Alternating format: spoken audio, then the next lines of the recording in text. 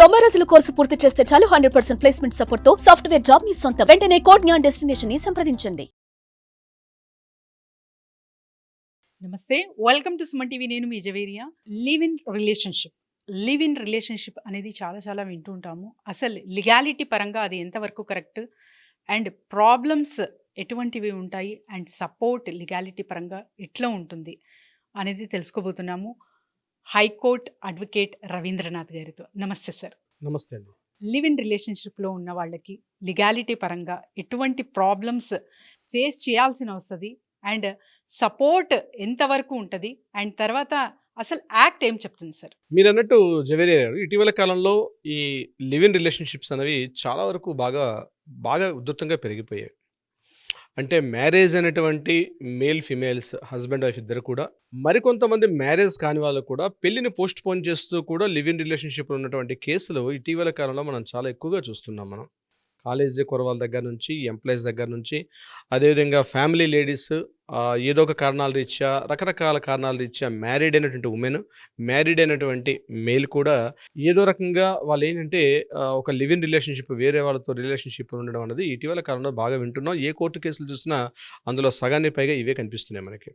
అయితే దీనికి సంబంధించి మీరు అడిగినట్టుగా దీనికి ఎక్కడైనా చట్ట భద్రత ఉందా అంటే, చట్టంలో ఎక్కడ కూడా దీనికి సంబంధించి ఎక్కడ ఒక యాక్ట్ కానీ ఎక్కడ కూడా నిర్వచించలేదు. కానీ వేరే చట్టాల్లో చెప్పినటువంటి కొన్ని లైన్స్ని తీసుకొని అది కూడా ఒక లీగల్గా మనకి సొసైటీలో ఒక ఫార్మేషన్ జరిగిపోతుంది. దీనికి సంబంధించి ఇప్పటివరకు ప్రత్యేకంగా ఒక యాక్ట్ ఎక్కడ కూడా లేదు. అయితే డొమెస్టిక్ వైలెన్స్ యాక్ట్ ఏదైతే ఉందో దాంట్లో ప్రత్యేకించి లివ్ ఇన్ రిలేషన్షిప్లో అంటే మేము మ్యారేజ్ చేసుకోలేదు, బట్ మేము కలిసి ఉన్నాం. అయితే మళ్ళీ ఇక్కడ పెళ్ళైనటువంటి వాళ్ళు మళ్ళీ మ్యారేజ్ డివోర్స్ కాకుండా వేరే ఉమెన్తో ఉన్నా, లేదా ఉమెన్ కూడా హస్బెండ్కి డివోర్స్ ఇవ్వకుండా వేరే పర్సన్తో ఉన్న, ఇటువంటి సందర్భాల్లో మాత్రం ఇక లీగల్ కాన్సిక్వెన్సెస్ వచ్చే అవకాశం ఉంటుంది. కానీ ఈ లివ్ ఇన్ రిలేషన్షిప్లో ఇటువంటి కాకుండా మిగిలిన చోట్ల ఏంటంటే పెళ్లి కాకుండా కూడా మ్యారేజ్ చేసుకోకుండా కేవలం వాళ్ళు యూత్ కూడా చాలా సందర్భాల్లో ఇటీవల కాలంలో కేసులు వింటున్నాం మనం. చాలా కేసులు వస్తున్నాయి. ఇక్కడ గుర్తుపెట్టుకోవాల్సింది ఏంటంటే, ఒకసారి లివ్ ఇన్ రిలేషన్షిప్లో ఎంటర్ అయిన తర్వాత అక్కడ ఉన్నటువంటి మహిళ ఎవరైతే ఉంటారో ఆ మహిళకి పెళ్ళైనటువంటి వైఫ్కి ఎన్ని రకాల లీగల్ రైట్స్ ఉంటాయో అన్ని రకాల లీగల్ రైట్స్ కూడా ఇక్కడ లివ్ ఇన్ రిలేషన్షిప్లో ఉన్నటువంటి ఆ ఉమెన్కి కూడా ఉంటున్నాయి. అంటే డొమెస్టిక్ వైలెన్స్, ఆమె మీద గృహహింస చట్టం అంటే గృహహింస యాక్ట్, అందులో ఉన్నటువంటి హస్బెండ్ ఏదైనా కాస్త ఆమెను కొట్టినా, ఆమెను తిట్టినా, మానసికంగా శారీరకంగా హింసించినా సరే, ఒక డొమెస్టిక్ వైలెన్స్ ఉమెన్కి ఎన్ని రకాలుగా అయితే చట్టాలు ఉంటాయో ఆ చట్టాలన్నీ కూడా ఇక్కడ లివ్ ఇన్ రిలేషన్షిప్లో ఉన్నటువంటి మహిళకు కూడా వర్తిస్తాయి. అంటే మేము పెళ్లి చేసుకోలేదు కాబట్టి నేను ఆమెను కొడతాను, ఆమెను తిడతాను, ఆమెను టార్చర్ చేస్తుంటే కుదరని పని. అందులో ఉన్నటువంటి అన్నీ కూడా ఇక్కడ ఈమెకు కూడా వర్తింపజేస్తారు. నెంబర్ 2, లివ్ ఇన్ రిలేషన్షిప్లో ఉంటూ కూడా పిల్లల్ని ఉన్నారనుకోండి, పిల్లలకంటే ఖచ్చితంగా ఆ పిల్లలకు కూడా లీగల్ హెయిర్ ఖచ్చితంగా వస్తుంది. ఆ ప్రాపర్టీ ఏదైతే హస్బెండ్, ఇప్పుడు ఆ లివ్ ఇన్ రిలేషన్షిప్లో ఉన్నటువంటి హస్బెండ్ అయితే ఎవరైతే ఉంటారో వాళ్ళకు ఉన్నటువంటి ఆ రైట్స్ అన్నీ కూడా పిల్లలు అక్కడ వాళ్ళు పుట్టిన వాళ్ళకి కూడా లీగల్ రైట్స్ యాజ్ ఇట్ ఈస్గా కూడా వస్తాయి వాళ్ళకి కూడా. అయితే ఇక్కడ గుర్తుపెట్టుకోవాల్సింది ఏన్షియంటల్ ప్రాపర్టీ అంటాం మనం. పూర్వీకుల నుంచి వచ్చే ఆస్తి విషయంలో మాత్రం ఎక్కడా మనకి చెప్పలేదు. కానీ అతను సంపాదించుకున్న ఆస్తి అతని తరువాత, హస్బెండ్ చనిపోయిన తర్వాత, అంటే లివ్ ఇన్ రిలేషన్షిప్లో ఉన్నటువంటి వ్యక్తి ఏదైనా ఇతరత్ర కారణాల తర్వాత మరణించిన తర్వాత ఈ అబ్బాయికి కూడా యాస్టీస్గా వీళ్ళకి పుట్టిన పిల్లలకు కూడా లెజిటిమేట్ పిల్లలు అవుతారు. దానికి కూడా వీళ్ళు తల్లిదండ్రిగా కూడా వీళ్ళు ఎక్కడ ఎన్రోల్ చేసుకుంటారు. ఇలాంటి రైట్స్ అన్నీ కూడా వీళ్ళకి కూడా ఉంటాయి. పుట్టిన పిల్లలకే రైట్ ఉంటుంది. అట్ ద సేమ్ టైం ఆమె మీద కూడా డొమెస్టిక్ వైలెన్స్ యాక్ట్ ప్రకారం ఆమె కూడా రైట్స్ ఉంటాయి. అంటే వాళ్ళు మ్యారేజ్ అనేది ఒకటి చేసుకోలేదు, కానీ యాస్టీస్గా సొసైటీలో లీగల్గా ఎన్ని రకాల అమ్మాయికి ప్రొటెక్షన్స్ ఉంటాయి, అన్ని రకాల ప్రొటెక్షన్స్ కూడా ఆ లేడీకి ఉంటుంది, హస్బెండ్కి ఉంటుంది. అట్ ద సేమ్ పుట్టిన పిల్లలకు కూడా యాస్టీస్గా రైట్స్ అన్నీ కూడా ఉంటాయి. సో మ్యారేజ్ అన్నది కేవలం ఏదో ఒక సంప్రదాయం ప్రకారం మ్యారేజ్ అని కాకుండా పుట్టిన పిల్లలకు కూడా ఉంటుంది. అందుకనే before enter in to the live in relationship enter అయ్యేటప్పుడు మీ తాలూకా రైట్స్ అన్ని కూడా, మీకు సంబంధించిన రైట్స్ అన్ని కూడా మీరు తెలుసుకోవడం ఇంపార్టెంట్. అంటే నేనేమంటానంటే, వెళ్ళేటప్పుడు ఒక మ్యూచువల్ ఒక అగ్రిమెంట్ త్రూగా వెళ్ళడం చాలా మంచిది.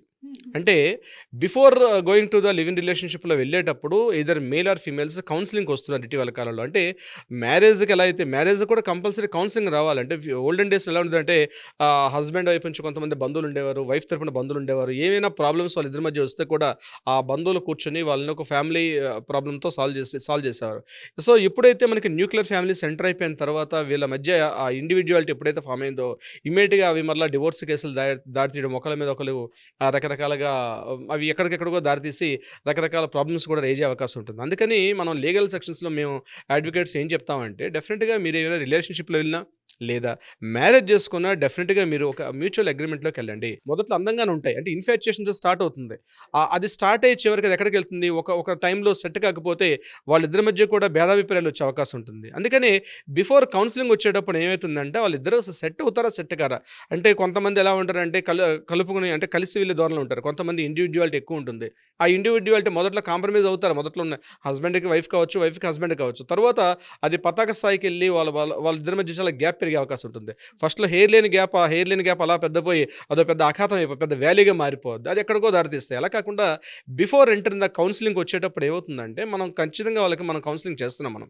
కౌన్సెలింగ్‌లో అసలు వాళ్ళిద్దరికీ మ్యూచువల్‌గా వాళ్ళకి సెట్ అవుతుందా? సెట్ కాదా? సెట్ అయితే ఏ రకంగా సెట్ అవుతుందో కూడా ఒక సైంటిఫిక్ మెథడ్‌లో ఒక లీగల్ సైకో అనలిస్ట్‌గా మనం ఏం చేస్తామంటే లీగల్ సైకాలజీగా వాళ్ళని పూర్తిగా మనం అన్ని రకాలుగా కూడా వాళ్ళని మనం అనలైజ్ చేసి వాళ్ళని ఆ రిలేషన్‌షిప్‌లో ఉండొచ్చా? ఉండకూడదని కూడా మనం చెప్పే అవకాశం కూడా ఉంటుంది. సో, డెఫినిట్‌గా ప్రతి ఒక్కరు కూడా దానికైతే రావాల్సి ఉంటుంది. సో, ఇక్కడ లివ్ ఇన్ రిలేషన్‌షిప్ ఏదైతే మనం మాట్లాడుకుంటున్నామో ఇదైతే చేయమని మనం చెప్పకూడదు వీడియో పరంగా. చట్ట ప్రకారంగా కూడా it is not a right.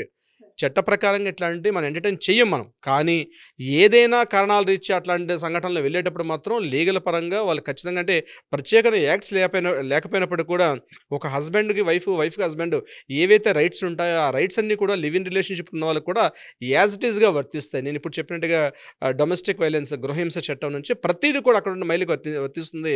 మీరు భయపడాల్సిన అవసరం లేదు. మహిళలు ఇంతో నేను చాలా లివ్ ఇన్ రిలేషన్‌షిప్‌లో ఉన్నాను. నాకు రైట్స్ ఏమో లేవని భయపడాల్సిన అవసరం లేదు. ఖచ్చితంగా ఏదైతే చట్ట ప్రకారంగా ఒక మ్యారేజ్ చేసుకుంటుంటే వైఫ్‌కి ఎన్ని రకాల రైట్స్ ఉంటాయో అన్ని రకాల రైట్స్ కూడా లివ్ ఇన్ రిలేషన్‌షిప్‌లో ఉంటున్న మహిళకి ఉంటాయి. అట్ ద సేమ్ టైమ్ హస్బెండ్‌కి కూడా ఉంటాయి. పుట్టిన పిల్లలకు కూడా ఉంటాయి. సో, యాజ్ ఇట్ ఈజ్ ఇవన్నీ కూడా జస్ట్ ఓన్లీ ఒక మ్యారేజ్ అనే బంధం ఒక ట్యాగ్ ఉండదు గానీ మిగిలిన అన్ని రైట్స్ కూడా యాజ్ ఇట్ ఈజ్‌గా అందులో ఉన్న వాళ్ళకైతే ఉంటాయి. జవేరియా గారు. దీనికి సంబంధించినవి ఏదైనా ప్రాబ్లమ్స్ ఉంటే మిమ్మల్ని ఎలా సంప్రదించాలి సార్? తప్పనిసరిగా జవేరియా గారు కిందన స్క్రోల్ అవుతున్న నెంబర్‌ని కాంటాక్ట్ చేయగలిగితే మన లీగల్ టీమ్ వాళ్ళకి అప్రోచ్ అవుతారు. వాళ్ళకి కావాల్సిన సలహా, సంప్రదింపులు అదేవిధంగా న్యాయపరంగా వాళ్ళకి కావాల్సిన పరిష్కారాన్ని కూడా ఇచ్చే దిశగా ప్రయత్నం చేస్తారండి. Thank you sir. Thank you అండి జవేరియా గారు.